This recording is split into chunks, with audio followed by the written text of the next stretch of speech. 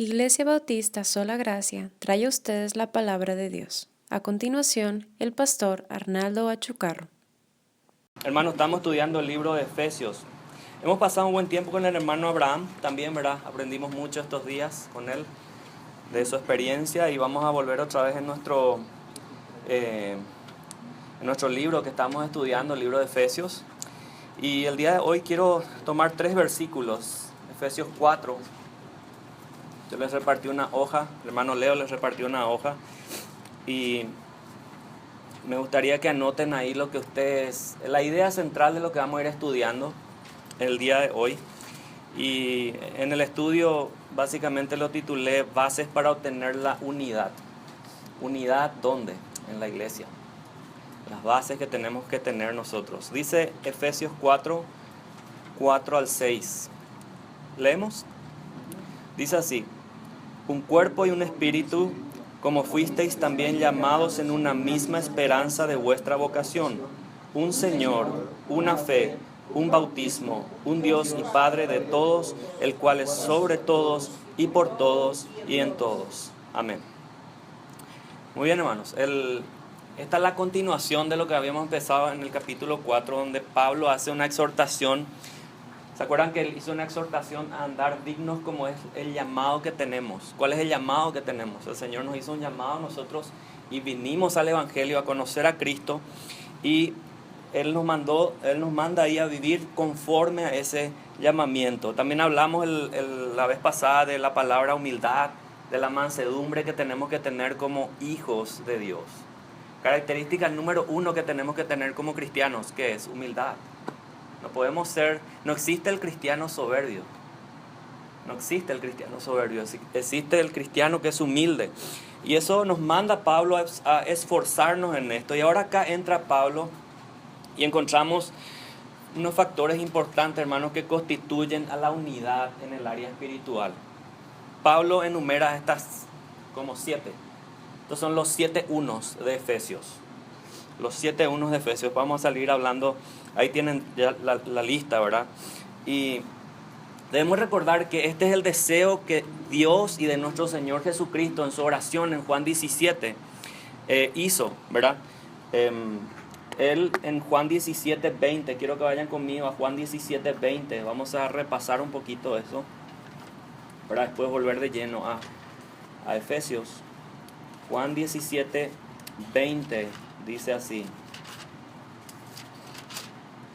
¿Tenemos todos allí? Leemos.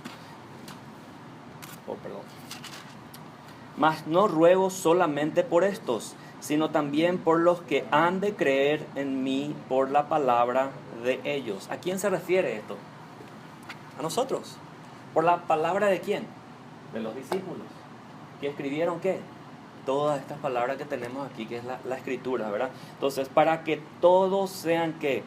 Uno, como tú, oh Padre, en mí y yo en ti, que también ellos sean uno en nosotros, para que el mundo crea que tú me enviaste. La gloria que me diste yo les he dado para que sean uno, así como nosotros somos uno. Yo en ellos y tú en mí, para que sean perfectos en unidad, para que el mundo conozca que tú me enviaste y que los has amado a ellos también como a mí me has amado. Amén. Esa es la petición de Cristo, o sea, para que seamos uno en Él. Hay 2 cosas de las cuales el mundo puede conocer a los cristianos. La número 1 es que nos amemos, dice, unos a otros. Y la otra, ¿qué es? Que estemos como unidos, en unanimidad, ¿verdad? Entonces, esta es la petición que hizo Cristo en esa oración. Y el apóstol Pablo menciona cuáles son esos factores. Volvemos a Efesios. El primero que vemos allí, ¿cuál es? Ustedes tienen en sus hojas. Dice, ¿un qué? Un cuerpo. Si alguien me puede traer agüita, por favor, le voy a agradecer. Efesios 4 de nuevo. Dice, un cuerpo, dice que somos. Solamente, hermanos, existe un cuerpo, y ese cuerpo es la iglesia. Y esta idea encontramos en varias cartas del apóstol Pablo. Yo quiero mostrarle algunos pasajes. Vamos a abrir mucho nuestras Biblias para poder entender y entender la idea de lo que Pablo dice. En 1 Corintios 12, 20. ¿Quién me puede ayudar a leer? 1 Corintios 12, 20. Gracias, hermano. 1 Corintios 12, 20. ¿Quién lee? Pero ahora son muchos los miembros, pero el cuerpo es uno solo. Amén. Dice, son muchos los miembros, pero el cuerpo es uno solo. Es la imagen que Pablo da en todas sus epístolas, ¿verdad? El cuerpo es uno solo. Yo vengo todo, ¿verdad? Tú vienes todo. No es que tu cabeza se queda en la casa y tu pierna va al Walmart. No. Tú vienes todo, completo. Así mismo Pablo habla. Dice, somos muchos, pero somos de un mismo cuerpo. Otro pasaje, Colosenses 1:18. Si me puede ayudar a leer, Fabián. Colosenses 1:18.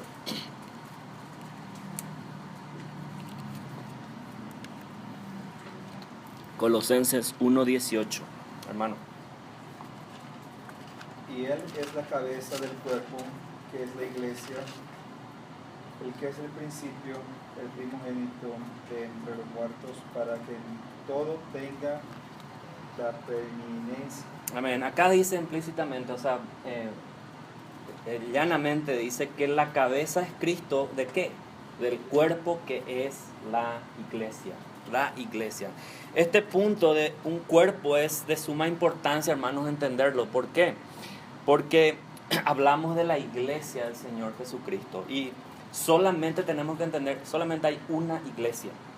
Aunque existan muchas iglesias quizás en diferentes zonas de la ciudad o del mundo, nosotros podemos entender que el cuerpo sigue siendo el mismo. Es uno. Hay una canción que dice, somos un cuerpo en Cristo. Somos un cuerpo en Cristo. Esa es la iglesia. Hermanos, y esta idea ya les transmití la otra vez. La iglesia no es una organización, aunque está organizada así, porque tenemos que tener ciertas estructuras, pero la iglesia es un organismo vivo. Es un organismo vivo compuesto únicamente por miembros como regenerados, vivos, que han sido redimidos por la sangre de Cristo y también que han nacido de nuevo y que son santos y creyentes en la Biblia. Ese es el organismo vivo, esa es la iglesia. Y este cuerpo único tiene una cabeza. ¿Quién es qué? ¿Quién es? Cristo, no el pastor. Tenemos que entender, no el pastor no es cabeza de la iglesia. Es Cristo Jesús. El pastor es parte del cuerpo de la iglesia. De ese cuerpo que se llama iglesia. Entonces, la Biblia solo habla de un cuerpo y ese cuerpo es la iglesia de Cristo. Muchos hoy en día tienen problemas para entender este principio de unidad, hermanos. Tenemos que entender y saber quiénes son realmente nuestros hermanos. Yo no puedo llamar mi hermano al mormón. ¿Por qué, hermanos? Vamos a interactuar un poco. ¿Por qué? Porque creen en un Cristo diferente. Exacto, creen en un Cristo diferente. Ustedes más o menos conocen la teología mormona. Yo no puedo llamar cristiano hermano a un católico romano. ¿Por qué? Predican diferente evangelio y tienen una pluralidad de dioses, aunque ellos no quieran admitirlo. Le oran a cada santo por cada día, ¿verdad? Entonces, ese no es el evangelio de Cristo. Yo no puedo llamar hermano a una persona así.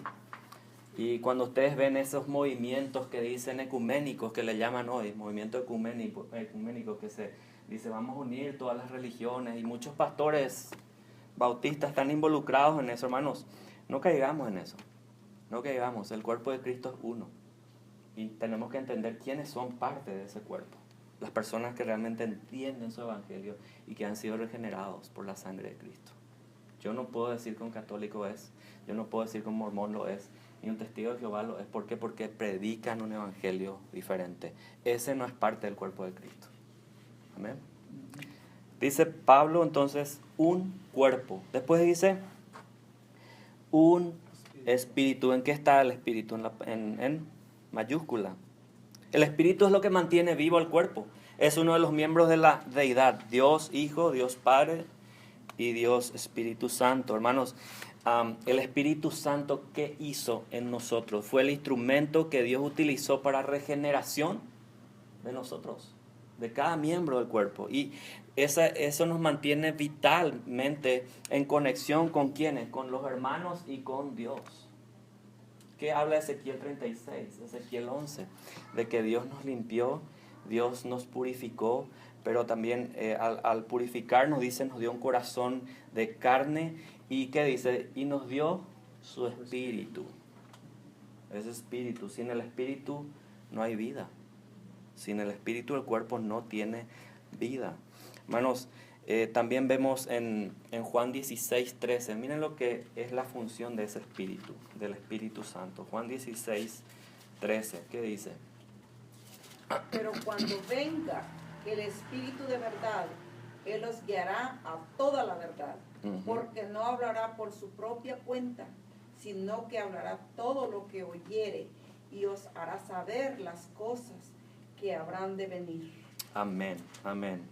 Dice el 26 también, en aquel día pediréis en mi nombre, me salté allí. ¿En aquel día? Sí, ese es. Sí, Sí, ese es.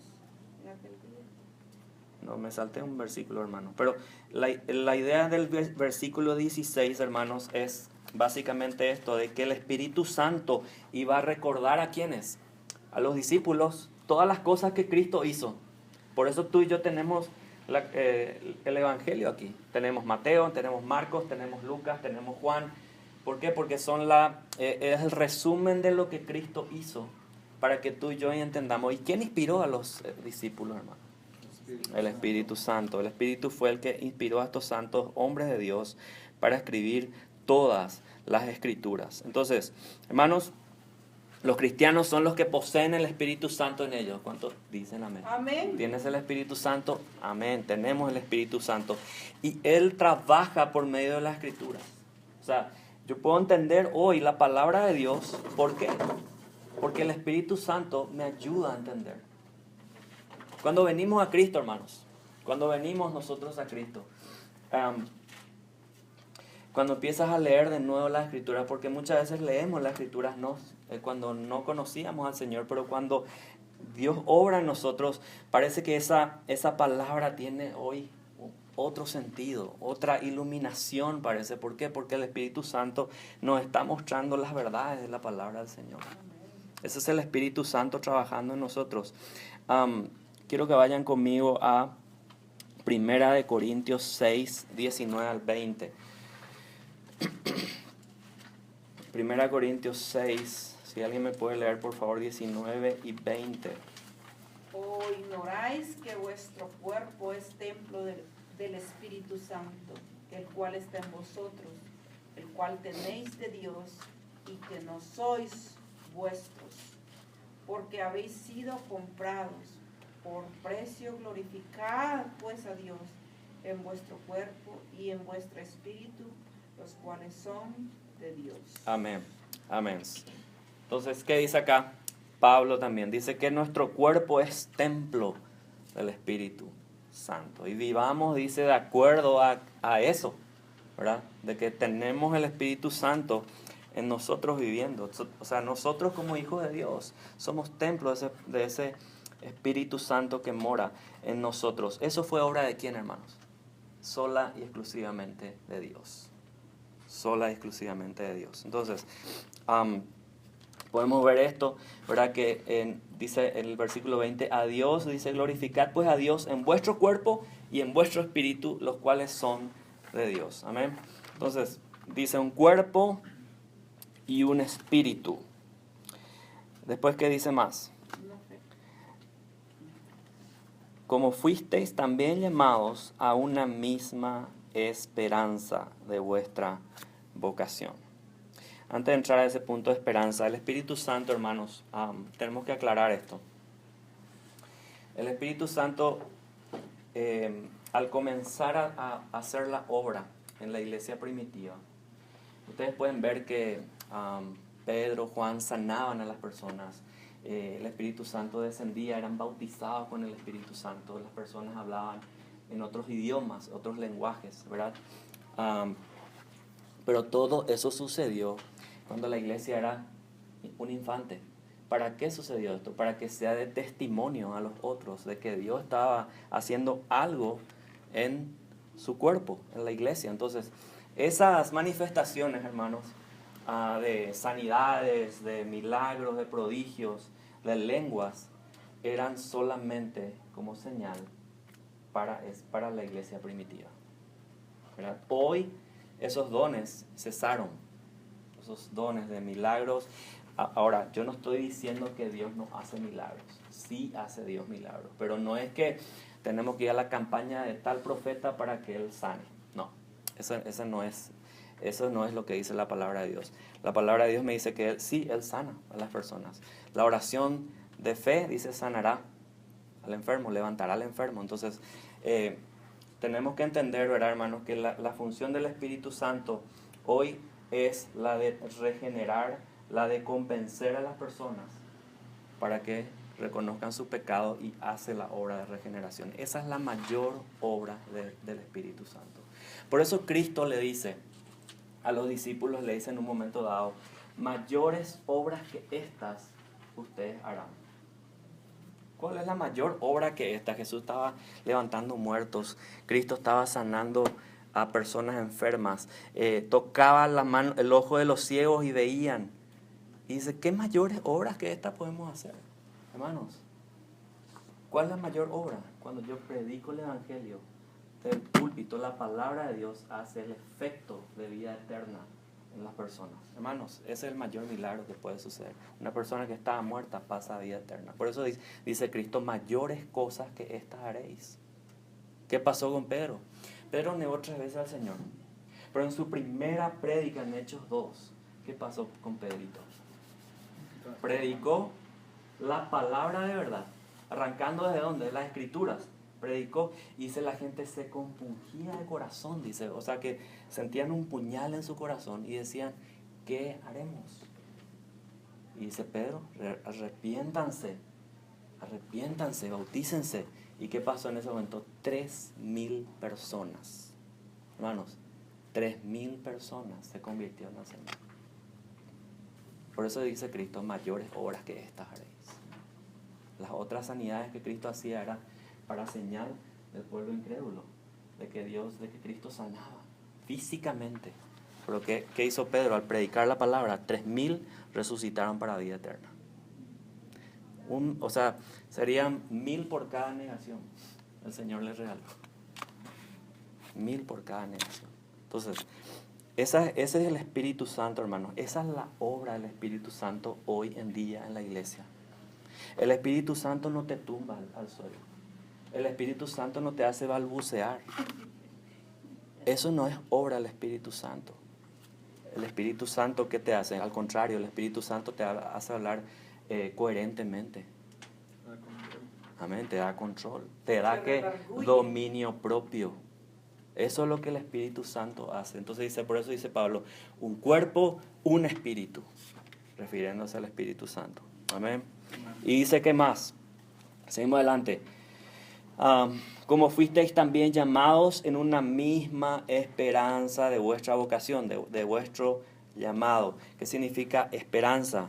Es de la palabra griega elpis, significa expectación, confianza. Es la realidad definitiva y gloriosa tanto de judíos como de gentiles. ¿De qué? De que Cristo volverá. Cada cristiano, hermano, tiene esta esperanza de que Cristo algún día vendrá por nosotros. Filipenses 3:20, vamos a Filipenses 3:20.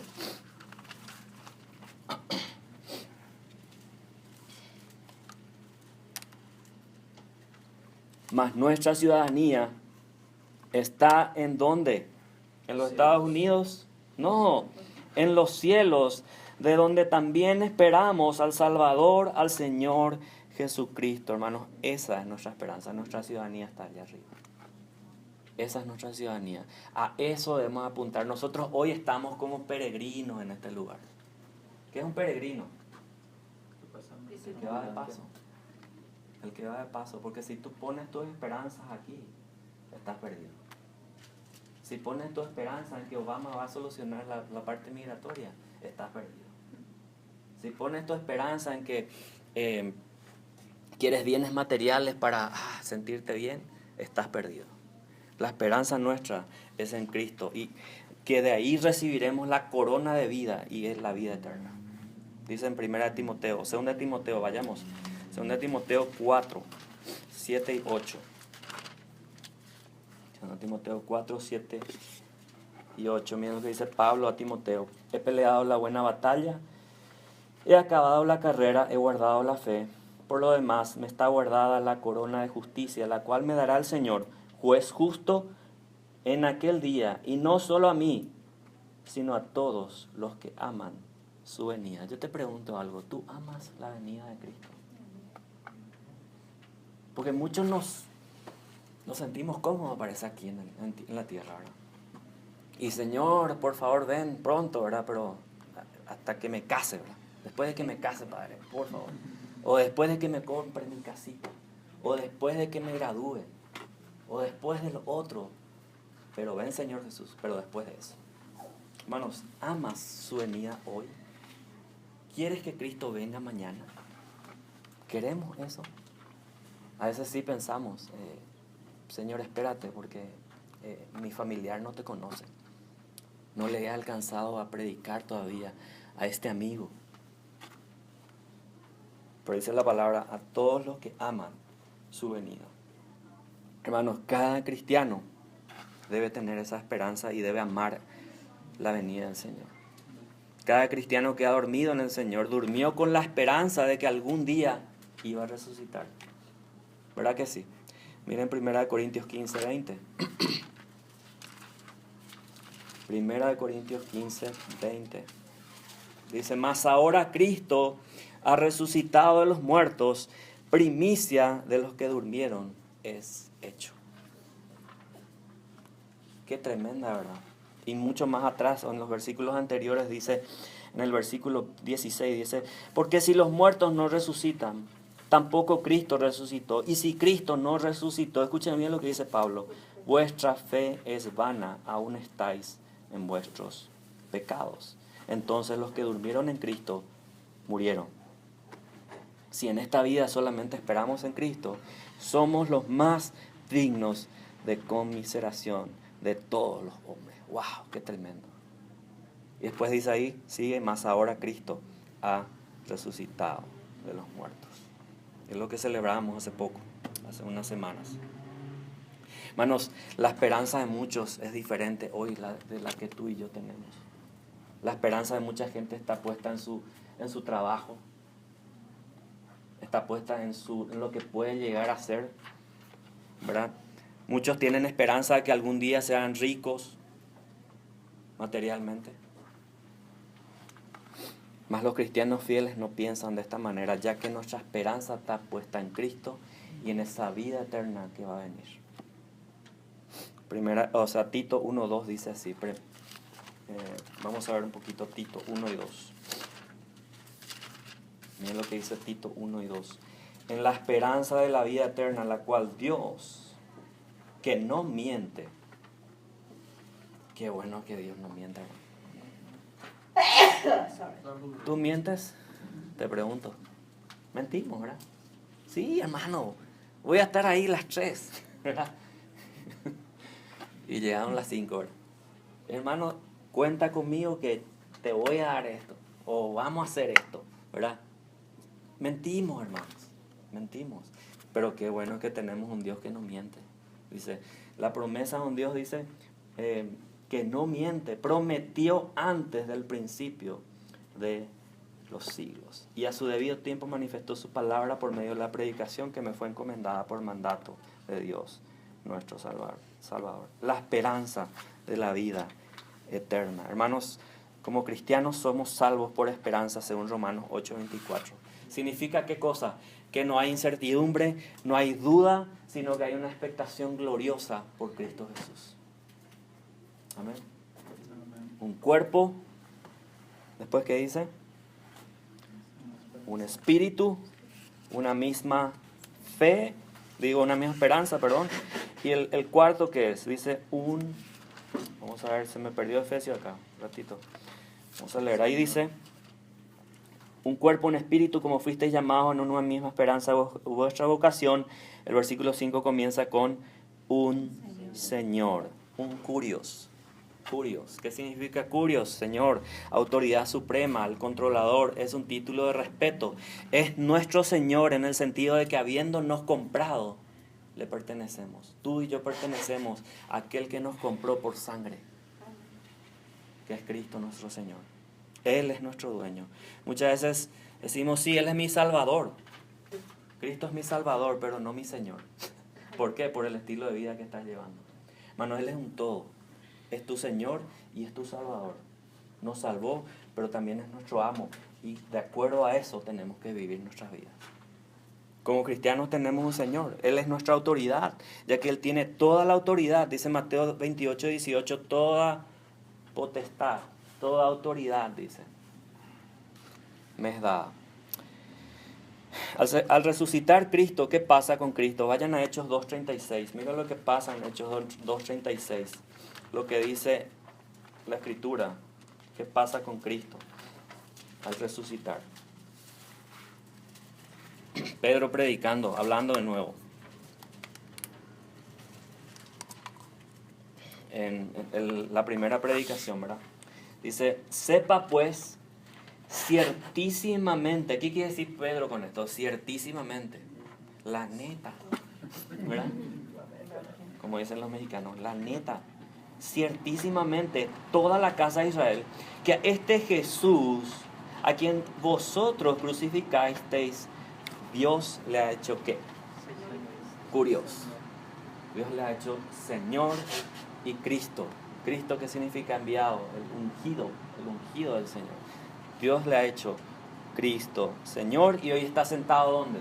A la diestra del Padre, intercediendo por cada uno de nosotros. No María, no Moroni, no José Smith. Cristo, el único.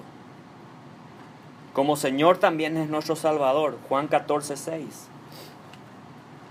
Ese es bastante conocido. Yo soy el camino. Juan 14:6. ¿Qué dice?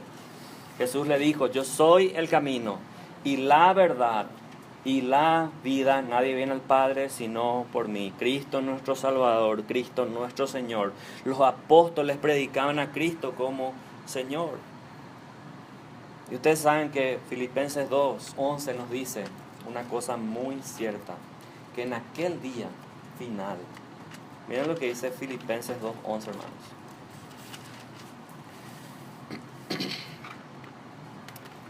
Dice, vamos a leer en el versículo 9 primero. Por lo cual Dios también le exaltó hasta lo sumo y le dio un nombre que es sobre todo nombre, para que en el nombre de Jesús se doble, ¿cuánta? Toda rodilla. Toda rodilla de los que están en los cielos, escuchen bien, y en la tierra y debajo de la tierra, y toda lengua, no algunos, hermanos. Este es algo escatológico, ¿verdad? Algo del fin. Que toda lengua confiese que Jesucristo es el Señor, para gloria del Dios Padre. Va a haber un momento en la historia hasta que todos van a confesar y van a decir Jesucristo es Señor, hasta Satanás mismo. Pero va a ser muy tarde para muchos. Mateo 7:21. Miren lo que dice Mateo 7:21. Un detalle muy interesante, porque la gente dice, sí, yo dije ya que el Señor es mi Salvador. Miren lo que dice acá. Mateo 7:21 dice, no todo el que me dice ¿qué? Curios, Señor, Señor, entrará en el reino de los cielos, sino el que hace la voluntad. Ahí estamos hablando de un Señor. Hace la voluntad de mi Padre que está en los cielos. Es tu Salvador, pero también es tu Señor. Es tu Salvador porque te salvó, pero es tu Señor porque tú vives de acuerdo a su voluntad. Ese debe ser nuestro estilo de vivir. Muchos me dirán en aquel día, Señor, Señor, otra vez, 2 veces. No profetizamos en tu nombre, y en tu nombre echamos fuera demonios, en tu nombre hicimos muchos milagros. Entonces les voy a declarar, nunca les conocí, apártense de mí, hacedores de maldad. No todos los que reconocen a Jesús como Señor serán salvos, hermanos. Es una realidad que está en la palabra. ya que nos lo hacen de corazón. Lucas 6:46, otro versículo muy interesante. Lucas 6:46, dice así: ¿por qué me llamáis Señor, Señor, y no hacéis lo que yo digo? ¿Se dan cuenta de la relación? La relación de Cristo como Señor es de que tú haces su voluntad. ¿Dónde encuentras su voluntad? ¿En un sueño? ¿En una visión que, me fui al campo y vi una visión del Señor que quiere que yo haga? No. ¿Dónde encuentras su voluntad? Aquí, hermanos, su palabra, solamente en la Escritura. Ahí encontramos su voluntad para nuestras vidas. Entonces, es nuestro Señor, es nuestro Salvador. Ustedes saben que los cristianos del primer siglo eran sacrificados muertos. ¿Por qué? Porque no llamaban Señor o ¿a quién? Al César. El César era el Dios. Y todos debían de ¿qué? Rendirse ante el César. Y esa es una de las razones por las cuales los cristianos morían. Ya sean estacas, a los leones, en las hogueras, en los coliseos. ¿Por qué? Por el simple hecho de que ellos nunca llamaban al César Curios. Solamente esa palabra estaba reservada para Cristo, su Señor, y nuestro Señor y Salvador. Amén. Cristo, el Señor. Muy bien, el número 5. ¿Qué dice Efesios? Volvamos a Efesios. Señor, una fe, un bautismo. Amén. Vamos al 5. Una sola fe. Un Señor, una fe. La palabra griega es pistis. Significa una sola doctrina o un solo cuerpo de enseñanza, una sola creencia, una sola verdad, un solo evangelio. Un solo evangelio. Es el cuerpo de doctrina que está revelado en el Nuevo Testamento para nosotros. Judas 3. Miren lo que dice Judas 3. Judas 3 dice lo siguiente: amados, por la gran solicitud que tenía de escribiros acerca de nuestra ¿qué? Común salvación, me ha sido necesario escribiros exhortándoos, o sea, le animo, que contendáis ardientemente por la fe que ha sido una vez dada a los santos. ¿Cuál es esa fe? Lo que tenemos en la palabra de Dios, hermanos. El cuerpo de creencias de la palabra de Dios. En el mundo religioso existen muchas creencias, muchas fees. Pero en la iglesia del Señor solo existe una creencia, una sola fe: el Evangelio de Jesucristo. Como cristianos debemos de contender ardientemente por la fe. ¿Qué significa contender ardientemente por la fe? Aquí vamos a entrar en algunos detalles. ¿Qué significa eso, hermano? Que cuando tú veas un parlanchín hablando otro evangelio, es mi deber como pastor o como cristiano tuyo, como tú eres cristiano, ¿de qué? De decir que esta persona está hablando otro evangelio y de advertir a los que están alrededor de que este es otro evangelio. Eso significa contender ardientemente por la fe. No es criticar, como muchos dicen. Todo el día se pasa criticando a los pastores. No es juzgar, aunque en cierta manera sí es juzgar. Es juzgar ¿cómo? Bíblicamente. ¿En qué versículo estaba diciendo? ¿Cuál, hermano? Judas 3. Judas 3. Sí, Judas 3. ¿Judas 3 qué? No, Judas 3 nomás, porque Judas tiene 25 versículos, sí. Es un capítulo, sí. Entonces, eso significa contender ardientemente por la fe que nos ha sido dada. El de denunciar, el de juzgar bíblicamente, porque Cristo dice en Juan 7:24, no juzguéis las apariencias. Yo no estoy juzgando cómo se viste Benny Hinn ni cómo se viste Cash Luna. ¿Qué es lo que yo estoy juzgando de ellos? Su enseñanza que va en contra de la palabra de Dios y los miles que le escuchan y le dicen amén. Eso es lo que yo estoy juzgando, discerniendo. Eso es lo que yo estoy haciendo. Eso significa contender ardientemente por la fe. Dice un cuerpo, un espíritu, una esperanza, un Señor, una fe. Pues defendamos esa fe, hermano. Defendamos esa fe.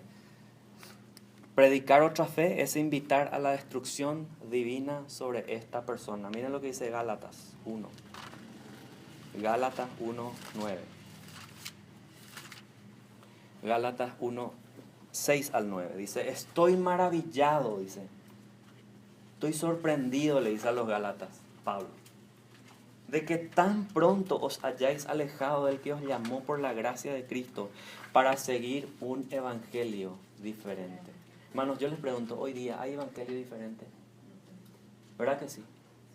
Hay evangelio diferente. Acá enfrente está uno, esta iglesia, y lo tiene en cada esquina aquí en Salt Lake City. Y lo tiene, sí, y lo tienes cuando prendes en mi tele, está en el 410, creo que es enlace. Ahí tienes un evangelio diferente. Ahí tenemos un evangelio diferente. Dice, estoy maravillado, dice Pablo, para seguir un evangelio diferente. No que haya otro, sino que hay algunos que os perturban y quieren pervertir el evangelio de Cristo. Hermanos, el evangelio de Cristo está pervertido. Le han añadido muchas otras cosas, han perturbado ese evangelio. Y dice el versículo 8, mas si aún nosotros o un ángel del cielo, Moroni, os anunciare otro evangelio diferente del que hemos anunciado, sea maldito, dice Pablo. Ay, pero qué duro este Pablo. Mano, Pablo no está siendo duro, Pablo está contendiendo ardientemente por la fe que le ha sido dada. Dice, anatema, versículo 9, como antes hemos dicho, también ahora lo repito. Miren, de nuevo recalca Pablo, si alguno os predica diferente evangelio del que habéis recibido, sea anatema. Si ellos contendían por la fe, ¿por qué no nosotros hoy, hermanos? Es deber nuestro el de hacer eso, contender por la fe en Cristo Jesús. La fe que ha sido dada una vez y para siempre para nosotros. En la fe, hermanos, se encuentra la unidad de creencia, la unidad de práctica. Si no se comparte la misma creencia y la misma práctica, no puede haber unidad. Por eso decíamos al principio, yo no puedo llamarme un solo cuerpo con católicos. No puedo, porque ellos tienen otra, entre comillas, grande, así, grande con highlights, fe, y nosotros tenemos la fe que es en Cristo Jesús. No podemos, hermanos. Pablo amonesta a los cristianos en Corinto una cosa. Miren lo que dice 1 Corintios 1:10. 1 Corintios 1:10. Tremendo Pablo aquí. Al comenzar nomás a los corintios. Hermanos, Corintios era la iglesia más complicada. Creo que era más complicada que las nuestras aquí hoy día. Era la más complicada. Tenían de todo, fornicación. Uno agarró la esposa o la mujer de su padre. Era una complicadera esa iglesia. Hasta querían hablar en lengua, hermano. ¿Verdad? Entonces, ¿qué pasa en 1 Corintios 10? Dice, os ruego pues, hermanos, por el nombre de nuestro Señor Jesucristo, que habléis todos una misma cosa. Y que no haya entre vosotros divisiones, sino que estéis perfectamente unidos en una misma mente y en un mismo parecer. ¿Por qué, hermanos? Porque tú y yo tenemos la mente de Cristo. Y tú y yo tenemos que hablar el mismo idioma. ¿Hablamos el mismo idioma hoy como iglesia? ¿Hablamos todos una misma cosa? ¿O cuando hablamos cada uno de nuestras cosas? Hablemos de la misma fe que tenemos en común, que es en Cristo Jesús. Yo no puedo hablar una misma fe cuando entro ahí enfrente en el templo. No puedo decir que yo hablo el mismo idioma. Una cosa que a mí me llamó mucho la atención, hace 2 años asistí a la conferencia en la iglesia de MacArthur. Fue extraño. La tan controversial conferencia. Y algo que a mí y a mi esposa nos maravilló y nos llamó la atención y nos gustó demasiado fue que todos, eran como 5,000. Cuando tú caminabas en los pasillos, ibas a comer, cuando No estoy hablando ya en la conferencia en sí, sino que salías afuera, ibas a ver libros o caminar por ahí.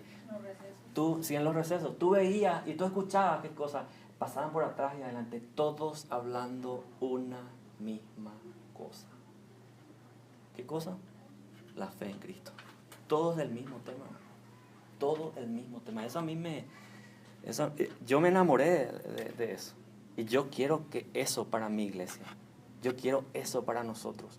Hablar todos siempre una misma cosa. ¿Por qué? Porque tenemos una misma fe. Y eso es lo que le dice Pablo aquí a los Corintios. Hablen todos, dice, una misma cosa, y que no haya entre vosotros divisiones. Que no diga uno, yo soy de Pablo, yo soy de Cefas, de Apolos, de Arminio, ¿verdad? Aunque no somos de Arminio. Vale el chiste. Muy bien. Vamos a Efesios de nuevo. Dice aquí Efesios 4:6. Un Señor, 4:5. Una fe, ¿un qué? Un bautismo. Baptizo significa sumergir, es una práctica, es un signo, es un sello de que alguien pertenece al cuerpo de Cristo. En los tiempos primitivos la iglesia practicaba el bautismo público y esto los identificaba claramente como cristianos. Hermanos, el bautismo es una expresión externa de nuestra realidad interna. El bautismo no salva, el bautismo no me perdona mis pecados, como algunos creen. El bautismo solamente es un testimonio público para que la gente vea de que yo tengo una misma fe, un mismo Señor, un mismo Espíritu, con este mismo cuerpo, que es la iglesia. Ese es el bautismo. Entonces el Señor solo nos autoriza un bautismo. Y ese bautismo es el que encontramos en Mateo 28, 19 al 20. En la Gran Comisión, Marcos 16, 16. Practicar otro tipo de bautismo es ir en contra a lo que dice la palabra. Los mormones bautizan ¿por quiénes? Por los muertos. Los católicos bautizan a los babies, lo ponen agüita ahí y dicen ahora es cristiano. Dice, porque si moría antes del bautismo iba al limbo. Dice. Aunque dice que ya ahora no hay limbo, el papa anterior sacó el limbo. Yo me pregunto dónde fueron todos los babies que murieron sin ser bautizados. Sí lo sacó el limbo. Muy bien, pero esos son otros bautismos. Esta práctica, hermanos, que nosotros tenemos es de ¿qué? De sumergir completamente a la persona y sacarle de nuevo. Significa la muerte y la resurrección para vida eterna. Ese es el bautismo que nos habla la Escritura. El bautismo no es para obtener perdón, no salva, como les dije, sino que básicamente es una señal, es un símbolo, es una, como dije al principio, es una expresión externa de lo que ha pasado en mi vida internamente, que es el nuevo nacimiento. Ese es el bautismo. Entonces, un Dios, un Padre, una fe, un bautismo. Y acá el 7 dice, el versículo 6 dice, un Dios y un Padre. ¿Qué significa esto? Es un ser supremo, un Dios para todos, no aparte para cada nación. Es un Dios para todos. Antes se utilizaba mucho esa expresión en mi país, Paraguay para Cristo. Y parece que solo Cristo era paraguayo. Y después me escuché por todos lados, México para Cristo también, así eran las campañas en los 90. Hermanos, Cristo es y Dios es Padre de todos, de toda nación, de toda lengua. Solamente existe un Dios y no muchos dioses. Nuevamente está aquí la creencia en que muchos difieren. Para los testigos de Jehová, ellos creen que Jesús era un Dios, Juan 1:1. Si ustedes ven la Biblia, los testigos dice, y la palabra era un Dios en minúscula. Entonces están creyendo en varios dioses. Hermanos, los creyentes en Cristo Jesús solamente reconocemos un Dios, el cual fue el creador de los cielos y la tierra, según Génesis 1:1. Y Él es nuestro Padre en su familia de creyentes. Decir que hay otros dioses es contradecir lo que la Biblia enseña. Y ese Dios fue el que nos amó y envió a su Hijo único para que muriera por nosotros. Ese es el Dios que nos amó y cuando nos amó, dice, envió a su Hijo, Romanos 5:8, aunque nosotros éramos aún pecadores, dice, Cristo murió por nosotros. Este Dios, nuestro Dios, se merece toda la honra, toda la gloria por su majestad y poder sobre la tierra. Entonces, ¿qué dice aquí en el versículo? Quiero que cerremos esta parte en el versículo 6. Es interesante lo que dice Pablo. Dice, un Dios y Padre de todos, el cual es sobre todo. Esto nos habla de qué? De una trascendencia del Señor que es inalcanzable con su poder soberano. Él es soberano. Dice, sobre todos. Él está sobre todos. Después dice, y por todos. ¿Esto qué nos habla? Que es omnipresente, que está en todo lugar. Nos habla de su inmanencia, ¿verdad? Y dice, en todos. Esto nos habla de su presencia, que mora en todos los creyentes y de una relación personal con Él. Entonces, es sobre todos, es por todos y está en todos. Amén. El Dios único gobierna sobre todo, Él obra en todo y mora en todo. ¿Cuánto dicen amén? Amén. ¿Oramos?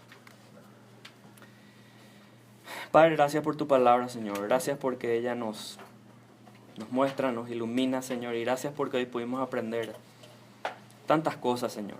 En tan pocos versículos, Padre. Tu palabra es rica, tu palabra es viva, tu palabra es eficaz, Señor. Y ella nos traspasa, nos llena, Señor, y discierne los pensamientos de nuestro corazón. Y en esta hora hemos aprendido tantas cosas, Padre, de que tenemos un Señor, tenemos un bautismo, tenemos una fe, tenemos una esperanza, tenemos un Dios y Padre. Tenemos, Señor, un Dios que es Padre de todo y sobre todo, Señor. Ayúdanos a entender y a vivir de acuerdo a esta verdad, Padre. Gracias, Padre, porque en ti tenemos esa esperanza que es gloriosa, en que tú vendrás un día a buscarnos para llevarnos, Señor, a tu hogar. Y aquellos que han dormido en ti, tú, Señor, los traerás también. Gracias por esa esperanza que tenemos en Cristo Jesús. Ayúdanos a vivir de acuerdo a esto, Padre. Oramos en el nombre de Jesús. Amén. Amén. Amén, hermanos.